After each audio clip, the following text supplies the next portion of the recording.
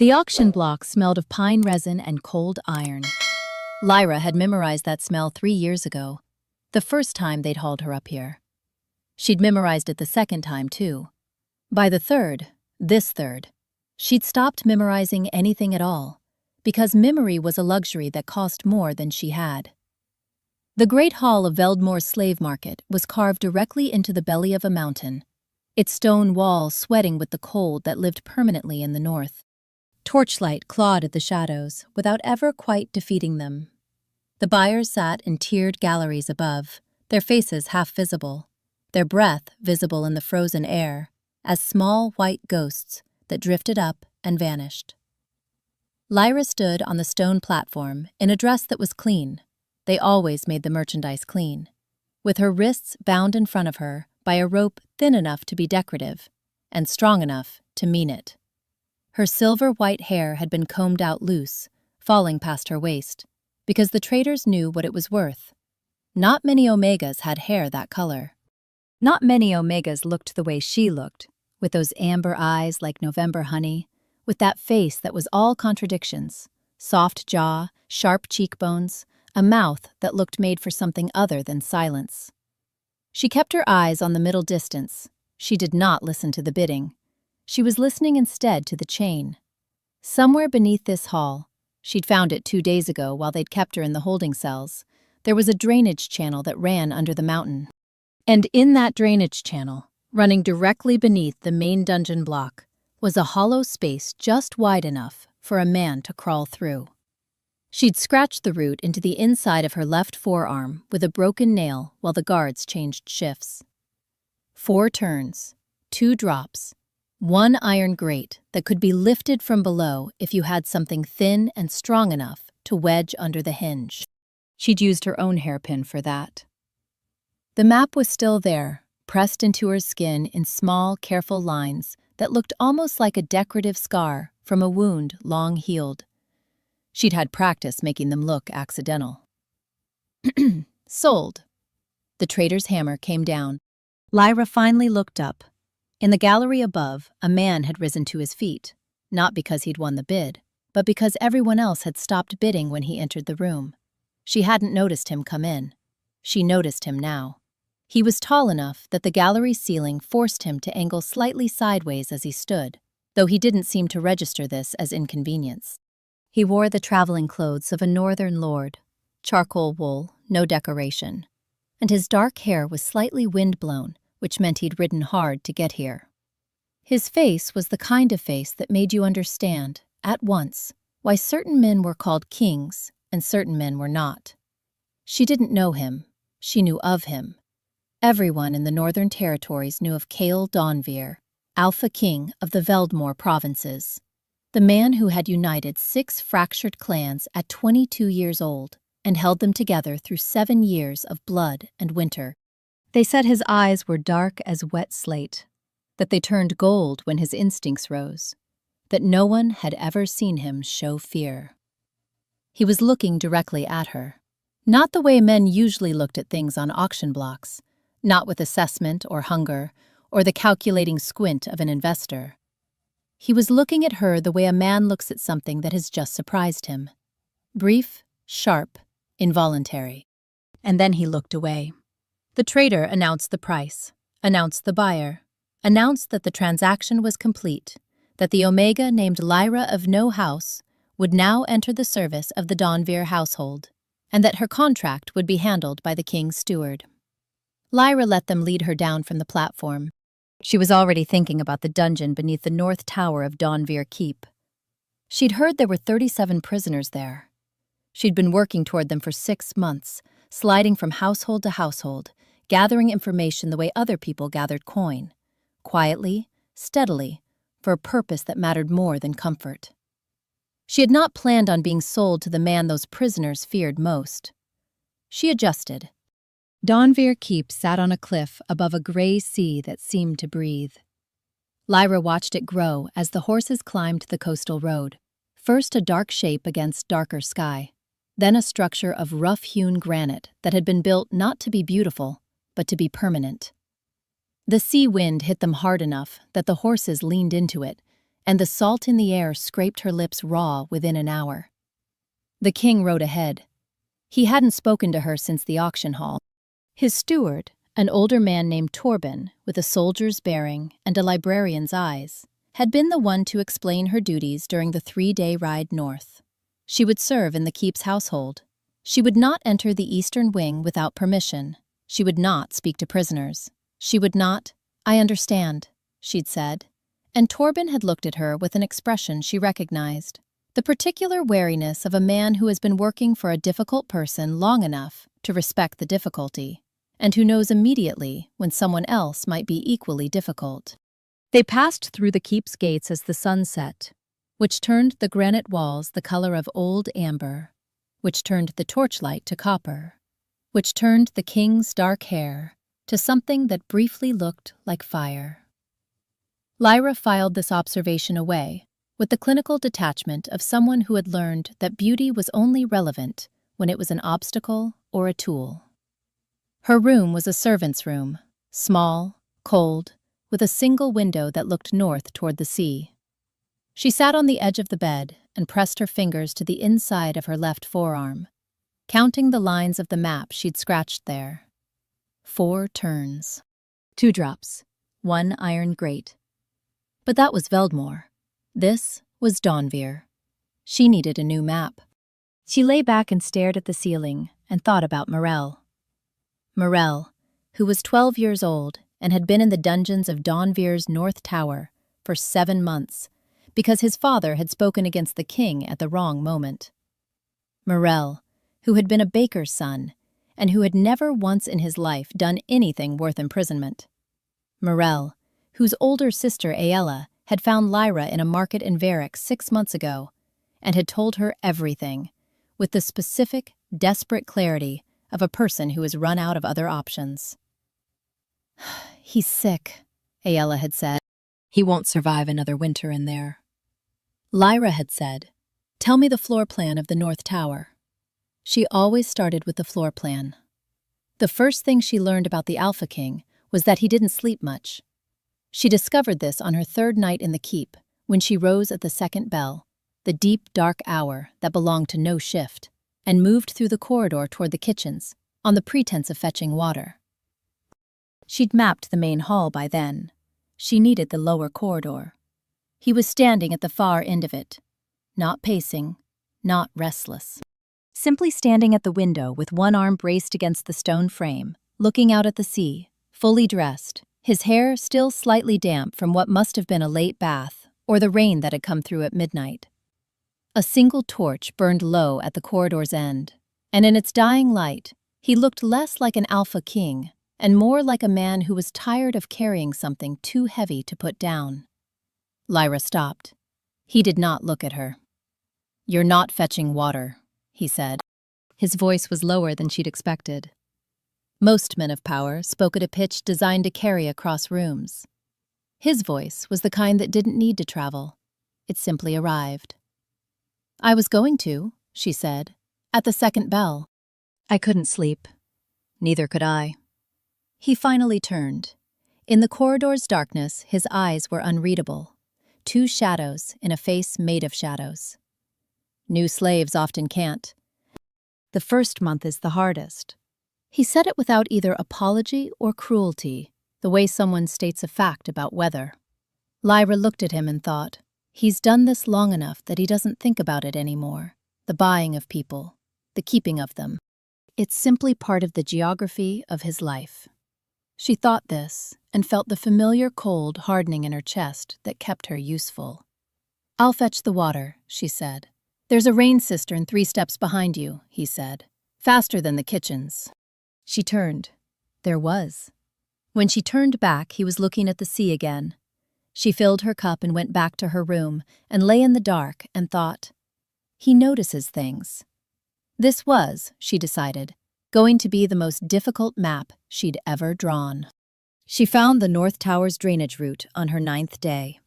She also, on the same day, found the hunting knife. She'd been collecting kindling from the woodshed when the blade came from nowhere. Not at her, precisely, but near enough that the air moved past her cheek before it buried itself in the woodshed's doorframe. She turned.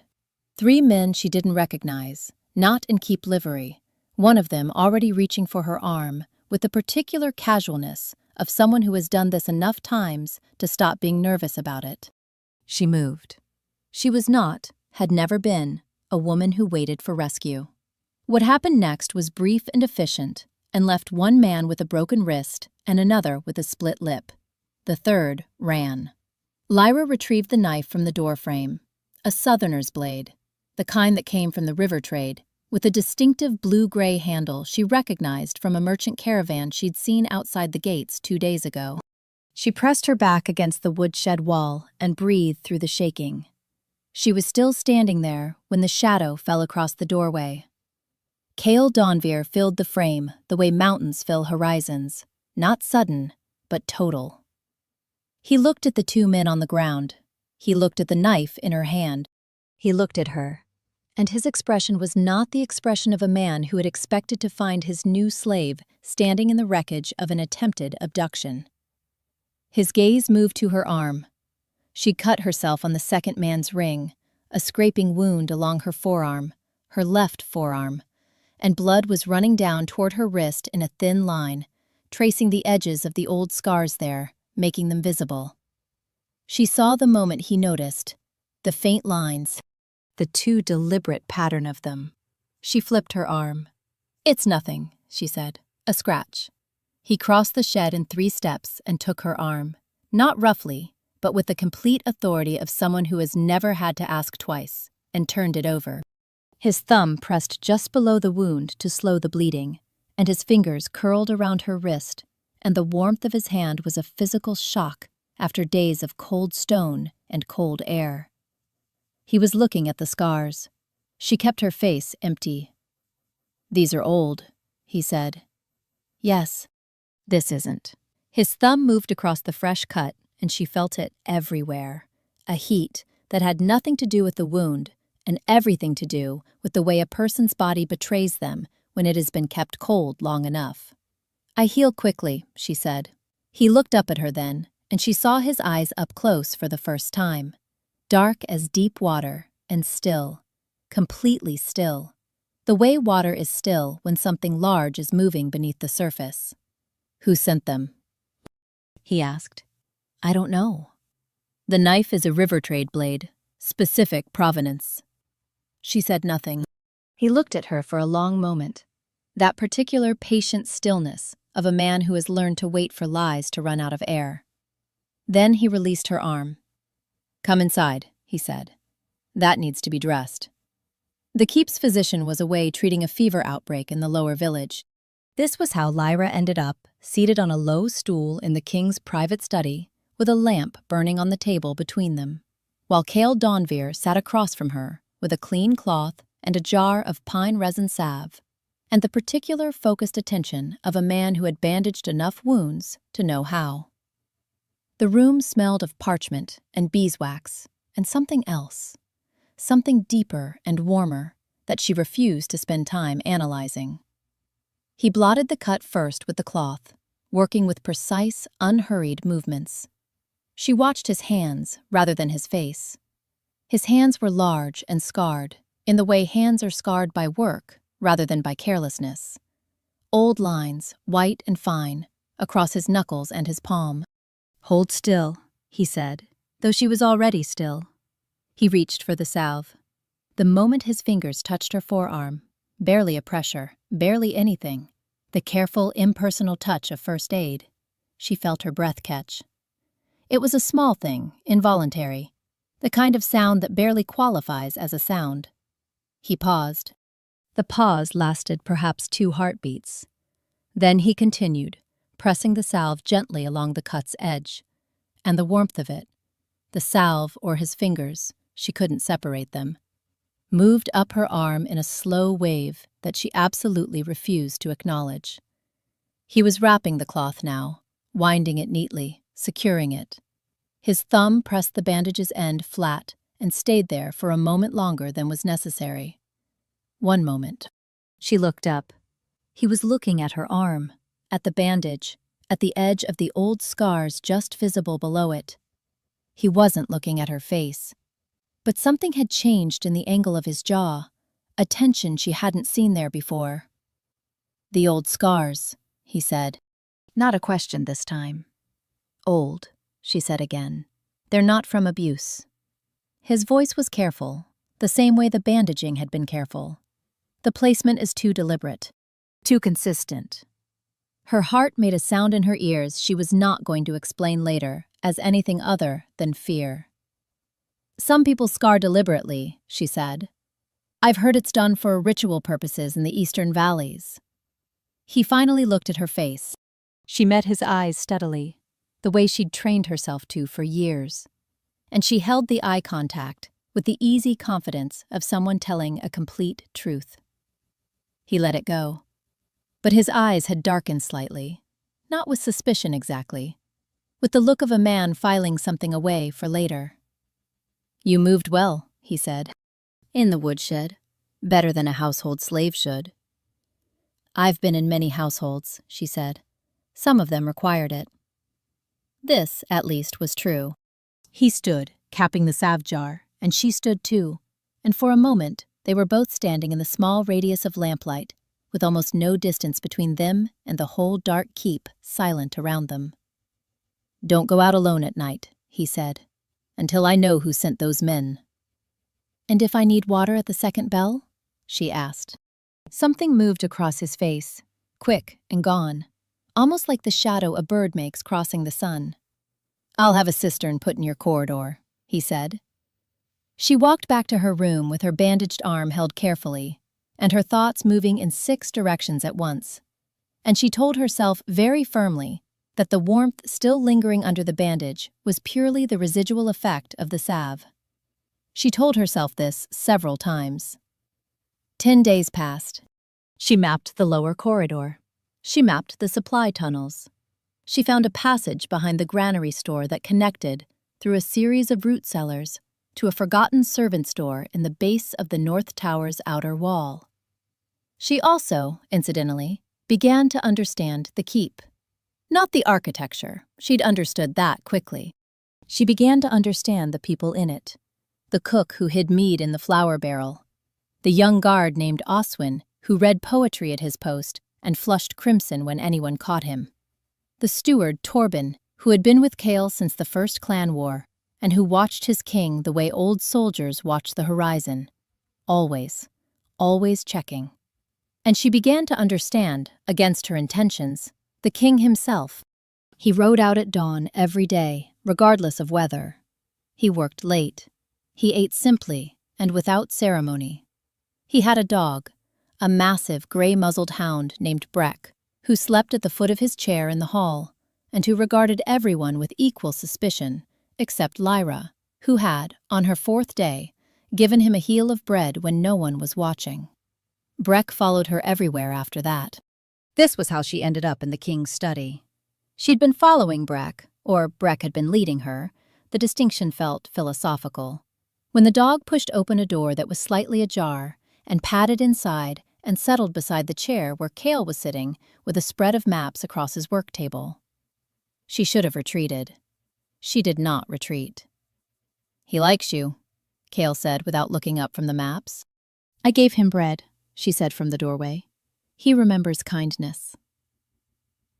"Come in or don't. Either way, you're letting cold air into the room." She came in.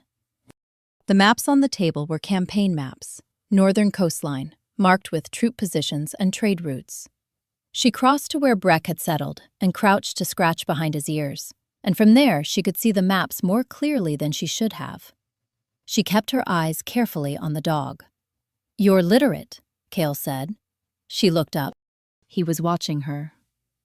"My previous household had a large library," she said. "The Lord allowed the servants to read, if the work was done." "That's an unusual lord." He was an unusual man. He looked at her for a moment. That particular consideration, the one she'd learned to dread a little, that suggested he was pulling at a thread she hadn't noticed she'd left loose. "What do you know about maps?" he asked. And she had a choice here. She could say nothing. She could say she'd merely seen pictures. She looked at the coastline spread before him and said, "The scale is off at the northern inlet. The distance between the watchpost is marked as 3 leagues. But if the road follows the cliff, as it does in reality, it's closer to 4. Silence.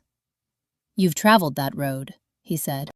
"I've been sold up and down this coast for 3 years," she said. "I've traveled most roads." He looked at her for a long moment.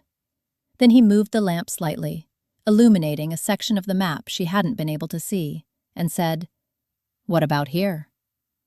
It was a trap. Or a test. She wasn't sure which. She told him what she knew. She stayed in the study for 2 hours. They spoke about coastlines and supply routes, and the way tidal patterns affected the eastern passages in winter. He asked questions precisely and listened to the answers completely. None of the performative half-listening she'd come to expect from powerful men who asked questions mainly to demonstrate they could. She left when the last candle guttered, and she walked back to her room in the dark, and she sat on her bed with her knees drawn up to her chest and thought, with a clarity that was almost painful, "He is not who I thought he was." This was dangerous. This was the most dangerous thing. The 37th day. She had everything she needed. The route was mapped, not on parchment, which could be found, but on her skin, as it always was. Her right thigh this time. 11 lines, each one made with a needle she'd found in the mending room. Each one just deep enough to scar rather than simply mark. She'd cleaned the needle with vinegar. She'd learned, years ago, the importance of not dying of her own caution.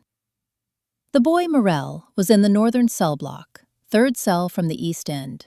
He was ill, but alive. She'd confirmed this through Oswin, who was young enough to be moved by a sad story, and had let slip more than he should have when she'd expressed concern about the prisoner's conditions during a fever outbreak. The route would take him through the root cellar passage, under the outer wall, to the cliff path, and from there to a boat that Ayala's contact had promised would be waiting at the second headland on the first moonless night. Tonight was the first moonless night. She waited until the 3rd bell. The keep was breathing slowly around her, the deep, slow breath of a sleeping building. She pulled on her heaviest cloak, checked the needle she kept hidden in her hem, and opened her door. He was standing in the corridor, not waiting precisely, or not only waiting. He had the look of a man who had been doing something else and had stopped when he heard her door. She stopped too. The space between them was 3 feet of torchlit corridor and something else entirely. "Where are you going?" he asked. His voice was quiet. She noticed distantly that it was the same voice he used when he was not performing authority, but simply was it. The low, unhurried certainty of a man who has never needed to raise his voice to be heard. "I couldn't sleep," she said. He looked at her, looked at the cloak. "You're wearing a traveling cloak to fetch water," he said. She said nothing. The moment stretched. The torch at the corridor's end sputtered, sending shadows shifting across his face. And in the unsteady light, his eyes were very dark and very still, and she thought, with a sudden fierce clarity, that she had been very stupid. Not about the plan, about him. About the fact that somewhere in the last 37 days, between the maps and the study, and Breck, and the bandaging, and the second bell corridor, and the coastlines, and the way he listened, somewhere in all of that, she had stopped thinking of him as an obstacle. "Lyra," he said, and the way he said her name, just her name, without title or command, the way you say the name of something you've been thinking about, cracked something small and structural in the architecture she'd spent years building inside herself.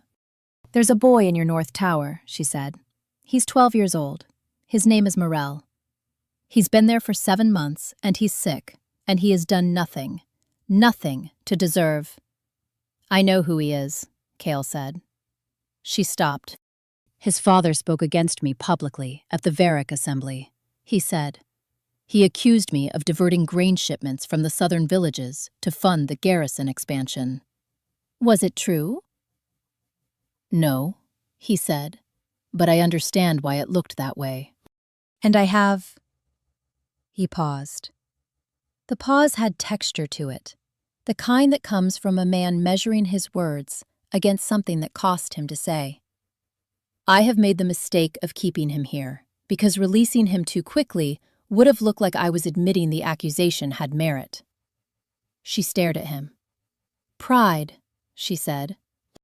You kept a 12-year-old child in a dungeon cell for 7 months over pride.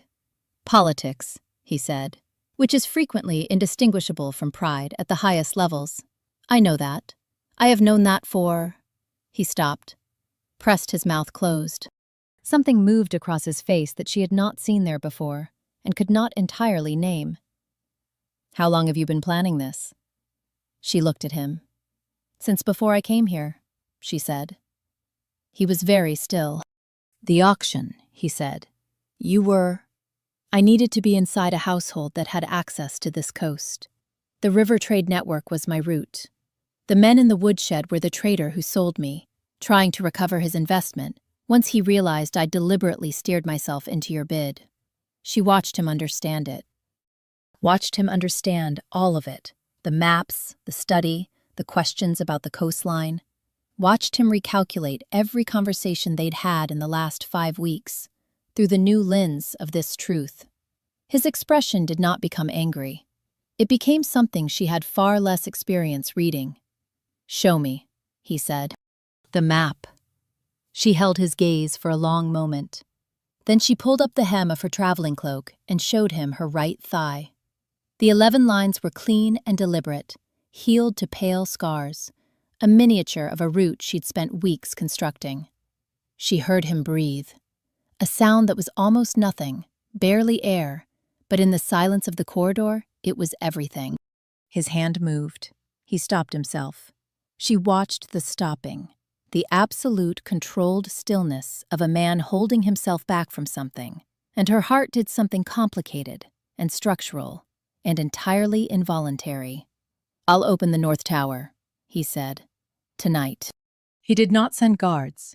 He went himself, with a single torch and the keys that only he carried, and Lyra walked behind him through the corridor to the North Tower and watched him unlock the heavy door at the top of the stair. The smell of the cells came up to meet them, damp stone and old fear, and the particular staleness of air that hasn't moved freely in months. She had smelled this before, in other dungeons, other keeps. It never became ordinary. Cale descended the stairs without slowing. Morel was in the 3rd cell from the east, as she'd calculated. He was awake, or barely awake, a small shape bundled against the far wall, 7 months of dungeon grayness on his skin. He flinched hard when the torchlight reached him. Then he saw the keys. Cale unlocked the cell door and pushed it open, and crouched in the doorway, so that he was at the boy's eye level. Can you walk? He asked. Morel looked at him with the complicated terror of a child who has learned that good things don't happen without a cost attached. Can you walk? Cale said again. The same voice, the one that didn't perform. A small nod. Then come out. Lyra moved past Cale into the cell. She felt him shift slightly to let her pass, felt the warmth of his body in the cold space. And she crouched beside Morel and said his name quietly. And she watched his eyes find her face and find something in it that was safe. And she helped him to his feet. He was lighter than she'd feared. He was heavier than he should have been. She got him up the stairs. In the corridor above, with the door to the cells closed behind them and the torchlight better, Cale looked at the boy. Looked at him with the particular attention of a man adding a debt to a ledger he keeps internally. And then looked at Lyra. There's a room in the east wing, he said. Warm, small. The physician will see him in the morning. He has a sister, Lyra said. In the village at the second headland. She's been waiting. I know where she is, he said. She looked at him. I know things about my own territory, he said, very quietly. I simply... The sentence ended before it began. He turned and led them down the corridor, and Lyra followed with Morel's thin arm over her shoulder. And she thought about everything that sentence had not finished saying. They put Morel to bed in the east wing, with a warm brick wrapped in cloth at his feet, and a broth that the night cook, roused from sleep, grumbling, then not grumbling once she saw the state of the boy, produced with the pragmatic compassion of women who have raised things back to health before. Lyra stayed until he slept, which was quickly and deeply, the sleep of a body that has finally been given permission to let go. Then she came out into the corridor and found Cale leaning against the wall opposite the door. She'd thought he would have gone. "He'll have fever by morning," he said. "The physician is good. He'll recover." "Thank you," she said. He looked at her.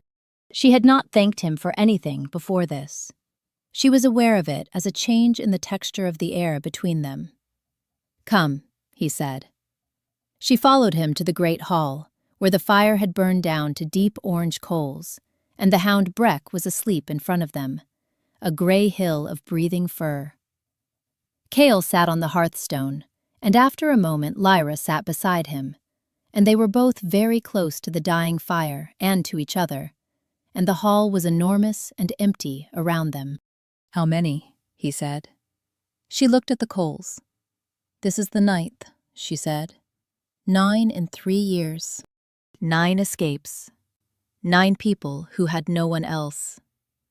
He was quiet for a moment. The fire cracked softly. "And before that?" She looked at her hands. "I was 12 when they first sold me. My father owed a debt he couldn't pay." She said it simply, without weight, or rather, with all the weight of something that had been carried so long it no longer felt heavy, just permanent. "By the time I was 15, I understood the system well enough to start using it." "Using it," he repeated. "I am very good at being what people want to buy," she said. "I know what each kind of man pays for, and I know how to be that. And once I'm inside, I find who needs help, and I make the map, and I find the route, and I leave when it's done." "And then you get caught again." "I allow myself to get caught," she said. "It's faster than walking." A long pause. "You've been doing this for 12 years, he said. "Yes. Alone." The word sat in the air between them differently than she expected. Not as accusation, as something that looked, from the side, almost like grief on her behalf, which was something she'd never allowed anyone to feel for her, and wasn't sure how to account for now. "Yes," she said. Breck shifted in his sleep, pressed his great gray head against her knee, and sighed. She put her hand on his flank without thinking, and felt his warmth, and felt the other warmth beside her. Cale, close enough that she could feel the heat of his arm through the wool of her sleeve. "I'm going to need to know," he said, "how many people in my keep you've told this to." "No one," she said. "I never tell anyone." "You told me." She thought about this. "You asked," she said. Another silence, this one different, softer at the edges, less defined. "I can't unknow it," he said. "What you are, what you do." She looked at him then, finally, and found him looking at her already, and the firelight made his face warm and his eyes dark, and she thought, this is the most dangerous thing. Not the dungeons, not the maps. This. "I know," she said. Neither of them moved. Neither of them moved for a long time. The merchant arrived 3 days later. He came with an escort of 6, and a letter sealed with the mark of the Southern Trade Guild, and he stood in Cale's hall and announced, with the carefully constructed outrage of a man who has prepared his argument in advance, that one of the king's household slaves had been stolen property, his property, and had damaged 2 of his men, and he wished for compensation and return of goods. Lyra was in the hall. She stood with the other household servants at the room's edge and kept her eyes on the far wall, and her hands folded quietly in front of her, and her face as empty as winter sky. The merchant's name was Halvard. He was a wide man with pale eyes, and the particular confidence of someone who had spent decades buying and selling human beings, and had never once been asked to account for it. She knew him, not personally, but she knew his type. She knew the look of a man who tracks his inventory carefully. "This slave," Halvard said, "has been passed through 4 separate households in 2 years without proper documentation of transfer. I have reason to believe the transfers were coerced. She manipulates the families that take her in, and then disappears before the contract period is complete." Kale was seated in his hall chair, one elbow on the arm, looking at Halvard with an expression that communicated nothing except attention. "And she attacked my men," Halvard said, "unprovoked." "My men investigated that incident," Kale said. "The blades they carried were traced to your personal purchasing account." A pause. "I don't know what you sent them to retrieve merchandise that had moved beyond your reach," Kale said. "That's not an attack. That's a recovery."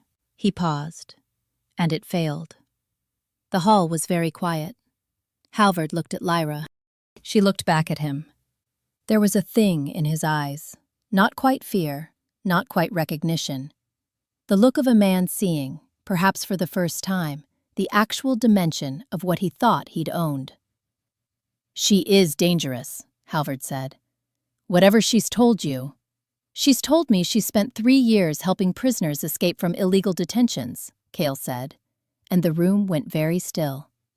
"Which is a description I find either condemning or admirable, depending entirely on the nature of the detentions. In 8 of the 9 cases I've now investigated, the prisoners were held without formal charges or had served time beyond their sentencing." He leaned forward slightly. "Which raises interesting questions, Halvard, about how certain merchants ensure their debtors stay unavailable for appeal." The color left Halvard's face in a single steady recession, like a tide going out. "I have documentation. You have forgeries," Kale said. "My steward has been reviewing them since this morning. He's thorough." He sat back. "Leave my keep, leave my territory by nightfall. The guild will be notified of the documentation irregularities."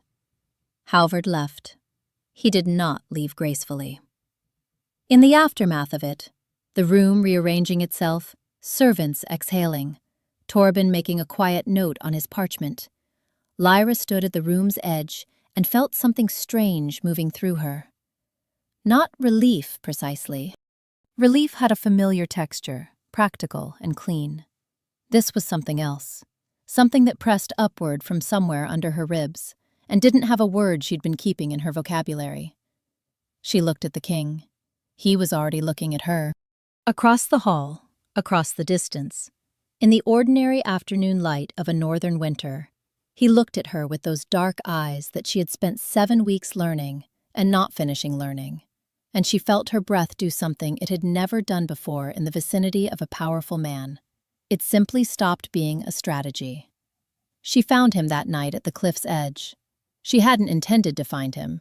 She'd gone to the cliff because the sea was the one thing in the north that didn't require navigation. It simply was, enormous and cold and indifferent, and somehow, because of this, restful. He was standing where the cliff path ended, looking out at the black water. She almost turned back. "Stay," he said. She stayed. For a while, neither of them said anything.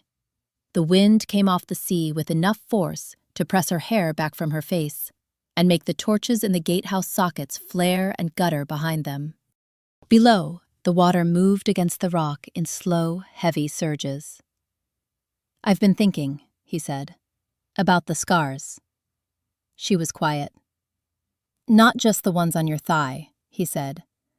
"The ones on your arm. The older ones." He turned toward her, and the torchlight from the gate was behind him, making his face difficult to read. "You've been doing this since before you were sold, before the first household.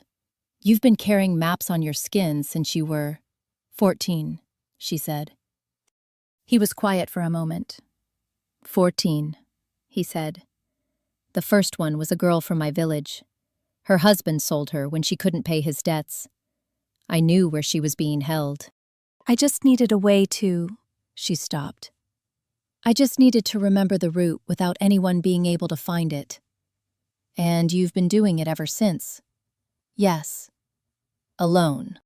There it was again, that word with its particular weight. She turned to face him, and they were standing very close at the cliff's edge, the sea below them and the sky above them, both the same absolute dark, and she thought, I have never told anyone this. Not the whole of it. Not from the beginning. I was 12 when they sold me, she said, and I was angry. And then I was 15, and I was better at being angry. I knew how to use it by then. And then I was 20, and I had learned that if you wait for someone else to fix things, the things don't get fixed. She looked at the sea. So I became someone who fixes things. By selling yourself into captivity. By being someone nobody watches too carefully, she said. Slaves are furniture. Nobody tells furniture things. But furniture hears everything. He looked at her for a long time. Then he reached out, slowly, with the same deliberateness as the bandaging, as the corridor, as every careful thing he'd done in the last 7 weeks. And his hand found her left arm, the bandaged one, now healed and wrapped in lighter cloth, and his fingers curled around it loosely. She felt it everywhere. I'm not going to sell you, he said. I'm going to tear up the contract. She stared at him. I'm going to tear it up, he said again, tonight. You can go where you want. Or you can stay. A pause, long and careful. I would prefer it if you stayed. The wind moved between them, the sea moved below them. Why? She asked. He looked at her with those eyes, dark and still, deeper than she'd known when she first saw them across an auction hall. And something shifted in them. Not gold, not the mate bond gold of legend, but something warmer and more ordinary, and perhaps for that reason more real. Because I've been looking for someone who sees the same things I see, he said. Who cares about the same things I've been pretending I don't care about. He looked down at her arm under his fingers. And because every map you've put on your skin is a map I want to read. She was shaking, not from cold. I don't know how to do this, she said. Any of this. I know how to plan. I know how to escape.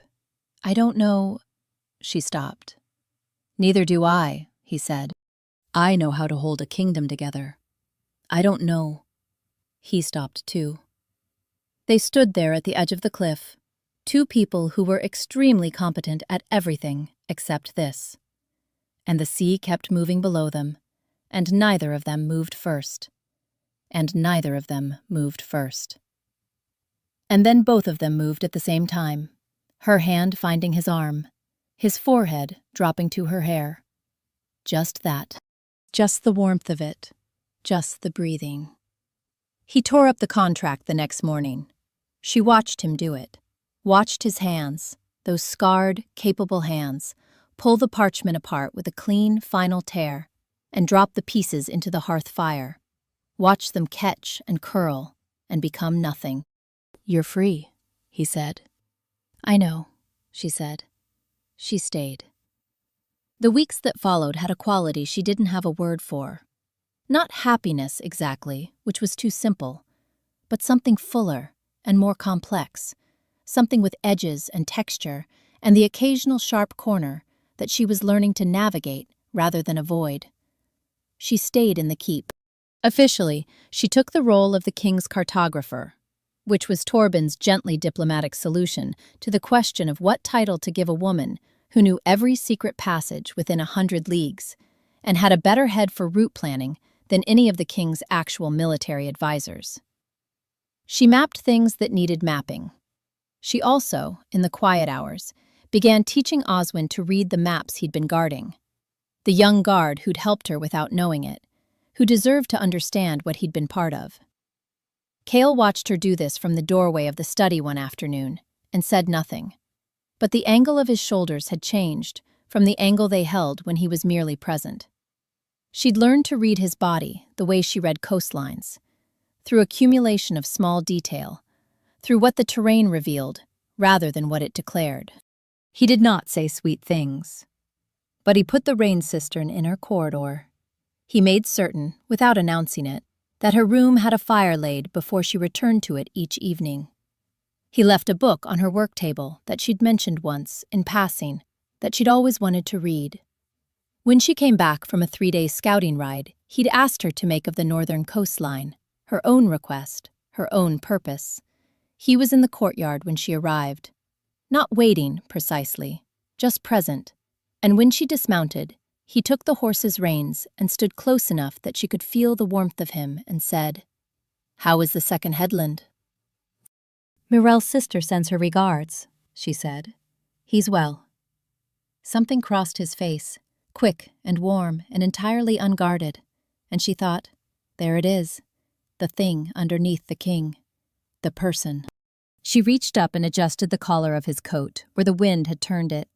A small, unnecessary gesture, her fingers brief against his jaw. He went very still. "Lyra," he said. "Yes," she said. He looked at her with those dark eyes, and she looked back with her amber ones. And the courtyard was full of noise and movement around them. Grooms and horses, and the smell of cold stone and horse sweat. And none of it touched them. "Stay," he said again. "I'm still here," she said. It happened on a night 6 weeks later, when neither of them was expecting it. They were in the study, maps spread between them, an argument about the viability of the Eastern Passage in winter months. Her finger on the chart, and his voice low and certain and wrong. She was quite sure he was wrong about the tidal window. And she looked up to tell him so, and found him already looking at her, and the lamp between them made everything amber and close. She opened her mouth. His eyes had changed. Gold. Deep, burning, certain gold. The color of mate bond legend. The color she'd heard described 100 times by women who'd stopped being practical and started being something else entirely. She'd never expected it. She'd spent so long not expecting anything. "Oh," she said. He exhaled, a long, slow breath, like a man setting down something he's carried across a great distance. "I know," he said. "I know you didn't." "Cale," she said. He stopped. She'd never called him by his name before. She hadn't let herself. She said it again, quieter. "Cale." He came around the table in 2 steps, and she rose to meet him, and his hands found her face, those large, careful, scarred hands. And he held her with the same deliberateness he'd held everything, the bandaging, the cliff, the contract, as if she was something real and breakable and worth being careful with. She put her palms against his chest and felt his heart. Too fast, entirely too fast for the alpha king of the Veldmore provinces, and laughed. A small, involuntary sound she hadn't planned. He pulled back slightly to look at her. She was still smiling. He had never seen her smile like that, without armor. His thumb moved along her cheekbone, slow and wondering. "You have a map for everything," he said. "Do you have one for this?" She looked up at him, at his dark hair and his gold eyes, and his face that was all those contradictions she'd spent months learning. Hard and careful, and underneath it, something enormous and warm. And she shook her head. "No map," she said. "I'll have to learn the route." "Good," he said. "So will I." Outside, the northern sea moved against its cliffs in the dark. The fire was low. The houndbreck slept. The stars over Donvere Keep were very cold and very bright. And in the study, in the amber lamplight, among the maps of every coastline she had carried on her skin for 12 years, Lyra, of no house and every house, learned for the first time what it was to be somewhere she did not need to escape. Donvere Keep, spring, year 5 of the mate bond. The problem, Cale reflected, standing in the middle of his own study, with a cold cup of tea and a very specific kind of defeat settling into his chest, was that he had married the most organized person in the Northern Territories. He had thought this was a good thing. He had been, in certain key respects, wrong. "The yellow wool is in the 3rd chest," Lyra called from the next room, without him asking. "Not the 2nd chest. The 2nd chest has the winter maps." He put the yellow wool back in the 2nd chest. And don't put it back in the second chest." He stared at the ceiling. From somewhere further inside the keep, there came the particular sound that had defined his mornings for the last 3 years. A sound that was simultaneously the best and most destabilizing thing that had ever entered his life. The rapid, determined footsteps of a 4-year-old with nowhere specific to be and complete conviction that urgency was always appropriate. The study door burst open. Era came in at full speed, silver hair flying, with the amber eyes of her mother and the expression of her father, which was to say, the expression of someone who had already decided what was going to happen next, and was merely informing the room of this fact. She was carrying a frog. "Papa," she said. "This is Breck." Cale looked at the frog. The frog looked at Cale. The frog was, in his professional assessment, entirely unimpressed. "That," he said, "is not Breck." "It is now," Era said. "The old Breck died." "The old Breck died 2 years ago, and you named the new hound Breck also." "And now I am naming this frog Breck," she said, with the absolute patience of someone explaining something obvious to someone slow. "So there is always a Breck. It is a system." He looked at her. He thought, not for the first time, that she was going to either run his kingdom someday or comprehensively destroy it, and that either outcome was equally possible, and Lyra found both equally funny. "Where did you find it?" he asked. "The East Cistern." "The East?" He stopped. "Your mother told you not to go to the East Cistern." "She told me not to fall into the East Cistern," Era said, with the careful legal precision of a child who has learned to listen to the exact words used. "I did not fall in. I climbed in deliberately." Cale closed his eyes. He heard, from the corridor, Lyra's footsteps, unhurried, because she was always unhurried when she was on her way to rescue him from their daughter, which suggested she found it entertaining. She appeared in the doorway. She was wearing her practical dress, the dark one, with ink on her left hand from this morning's mapping session, and her silver hair half-pinned and already escaping in 3 directions. 4 years of marriage and 2 children, and she looked at him the way she had always looked at him, with those amber eyes that saw everything and kept most of it as quiet currency. She looked at the frog. She looked at their daughter. She said, "Era, why are you wet?" "I was thorough," Era said. Lyra made a sound. It was, technically, not a laugh. It was entirely a laugh. "Come here, thorough one," she said, and held out her hand, and Era transferred the frog to her father's keeping with the casual certainty of someone delegating, and ran to her mother.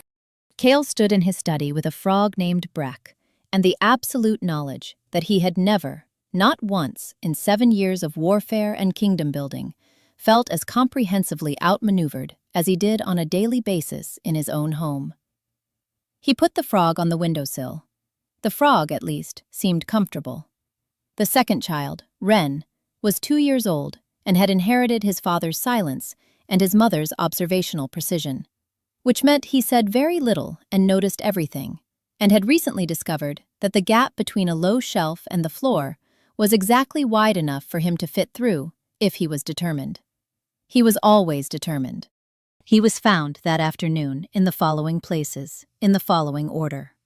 Behind the kitchen flour barrel, inside the laundry chest, from which he had removed all the linens and replaced them with a collection of small rocks, under the great hall table during a meeting with the Northern Lords, and, most impressively, in a way that Cale would later describe to Torben as both alarming and structurally impressive, on top of the study bookshelf.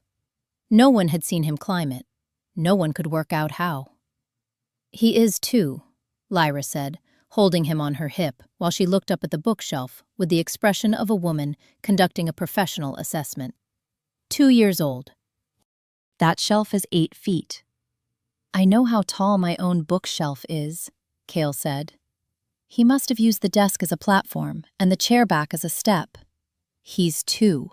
He's your 2, she said, and handed him Wren, who regarded his father with calm, gray-dark eyes, and then reached up and patted his jaw with one small hand, in the manner of someone patting a very large, manageable pet. Cale held his son and felt the familiar vertigo, the one that arrived without warning, even now, even after 2 years of this particular weight in his arms. He had held the northern coast together for 7 years before his children were born, and he could do it again, and had never once felt this specific terror of something so small being so entirely necessary. "He's fine," Lyra said, reading him. "He was 8 feet off the ground. He climbed it. He didn't fall." She reached over and pressed her palm briefly against the back of his hand, a small, warm certainty. "He's yours and mine. He knows how to hold on."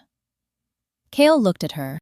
She was looking at Ren with a smile that was softer than most people saw her use. The private smile, the one that lived in the corners of her mouth and never announced itself. He had spent 5 years learning her, and was still learning. He thought he would spend 50 more the same way, and consider it time well used. "The frog is gone," he said. "Era released it," she said. She decided it wanted to go home.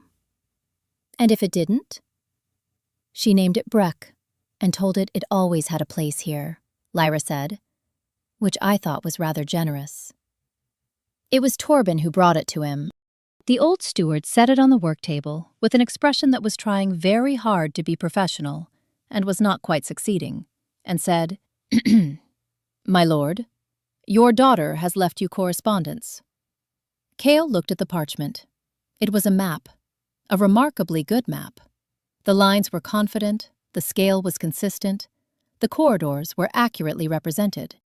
It was, he realized after a moment, a map of the keep's entire lower level, including the passage behind the granary store and the servant store in the base of the North Tower's outer wall. At the bottom, in the careful block letters of a child who has been taught to write by a mother who values precision, it read, "For Papa, so you can find things. Love, Era. P.S. Mama says you get lost sometimes. She said I should not write that. I am writing it." He sat down. He pressed his hand over his mouth. Torben, who had been holding his professional expression together through sheer will, made a sound and left the room quickly.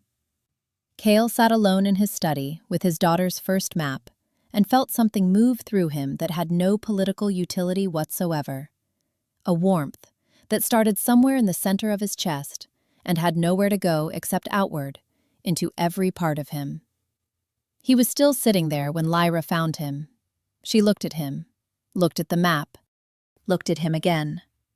"She asked me to help her," she said. "I told her she should do it herself. You told her I get lost sometimes." "I told her," Lyra said carefully, "that you sometimes had difficulty locating items in the keep." She made an interpretive leap. She wrote it on the map. "She is 4 and already edits her own work," Lyra said. "I'm very proud." He looked at her. She was standing in the doorway with the afternoon light behind her, making her silver hair bright. And she was watching him with those amber eyes and the almost smile. And he thought, there it is. There she is. The same thing he thought every time, still, after 5 years. He held up the map. "She signed it, Love Era," he said. "She also signs her drawings of frogs that way," Lyra said. "She is expansive with her affections. Like her mother." Lyra raised an eyebrow. He rose from his chair and crossed the room, and she stayed in the doorway, and he stopped when he was close. Close enough to see the ink on her hand, close enough to smell the particular warmth of her that he had once refused to spend time analyzing, and now spent a considerable amount of time with. And he said, "Her mother, who told a slave trader's men to use their broken wrists creatively on their way out." "I was diplomatic," she said. Her mother, who once mapped 9 separate escape routes across her own skin and never once asked for help. "I ask for help now," she said. "Occasionally. When the situation demands it." Her chin was up, the familiar angle, the one that meant she was about to say something that was both entirely true and slightly devastating. I asked you to hand me the reference volume yesterday. You asked me to hand it to you because it was on the high shelf and you didn't want to get the ladder. Delegation, she said. I have embraced delegation. He put his hand against the doorframe above her head, not quite caging her, and she looked up at him the way she had at the cliff's edge 5 years ago. Not with surrender, never that, but with the particular steady attention of a woman choosing to stay. Come to the North Cliff tonight, he said, after the children sleep. Her expression shifted, subtle, soft, the armor off. It'll be cold, she said. I'll bring the wool blanket. The yellow one is in the third chest, she said. I know, he said. She smiled. The real one, the wide one, the one that only existed at close range. They went when the keep was breathing slowly. Era was asleep with the dog, the real Breck, the hound, who took his protective duties seriously and had arranged himself across the foot of her bed like a fur-covered fortress. Rin slept the absolute deep sleep of a child who had spent the day at considerable altitude and needed to recover. The night cook nodded at them as they passed through the hall. She had worked here long enough to know the significance of the king's wool blanket. The cliff path was cold and clear, the stars tremendous in the way northern stars are in early spring. Not gentle, not romantic in any soft sense, but magnificent. The kind of sky that makes you understand what the word vast actually means. Lyra went to the edge without hesitation. She had never been afraid of edges. She had spent her life learning that the only way out was usually the direction that looked impossible. Kale spread the blanket on the flat rock, and she sat, and he sat beside her, and she leaned into him the way she had learned, gradually, over 5 years, learning to lean. And he put his arm around her the way he had learned, which was immediately and completely. For a while, they didn't say anything. The sea moved below them. The stars stayed where they were. Era's map was accurate, he said. I know. I checked. She included the passage behind the granary. She found it herself, Lyra said. 3 weeks ago. I didn't tell her. He looked down at her. She's 4. She's very thorough, Lyra said, and there was something in her voice, pride and resignation and laughter all together. The sound of a woman who recognizes herself in a small person and isn't entirely sure how to feel about it. I found her in the passage yesterday, she continued. She had a candle and a piece of chalk. She was making notes. Notes? About where the floor was uneven, Lyra said. She said someone could trip. Kale was quiet for a moment. She's going to be a problem, he said. She's going to be extraordinary, Lyra said. He pressed his mouth against her hair. She felt his breath warm against her scalp. They both are, he said. She tilted her head back to look at him. The familiar face, the dark eyes that had gone gold for her and stayed that way in the moments that mattered.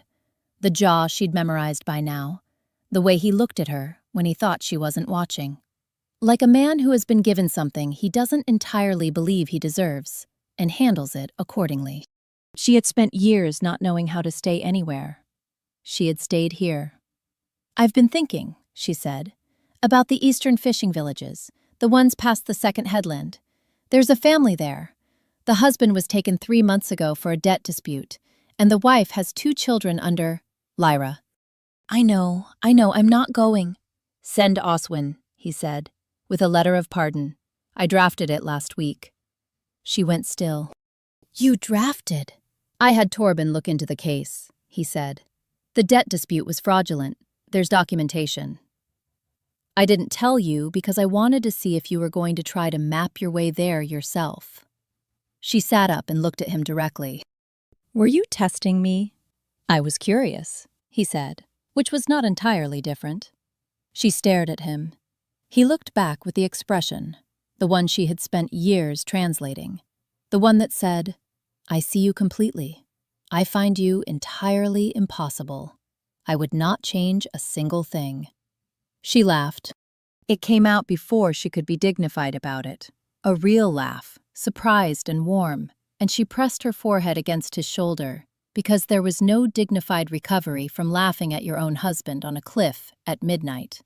His hand moved up her back, slow and warm, and he said nothing, because he had learned when words were necessary and when they were just interference. "The fishing family," she said, muffled against his coat. "Oswin leaves at dawn. And the grain dispute in the Western Valley is already handled. The miller's widow has her documentation. The 3 men held in Varek over the autumn tax riot will be released on my authority next week." She was quiet. "You've been busy," she said. "I've had a good teacher," he said. She lifted her head, found him watching her with those gold-edged dark eyes, and something in them that was quiet and certain and entirely without performance. "I love you," she said. She still said it like she meant it to land, deliberately, precisely, the way she placed lines on a map, with purpose.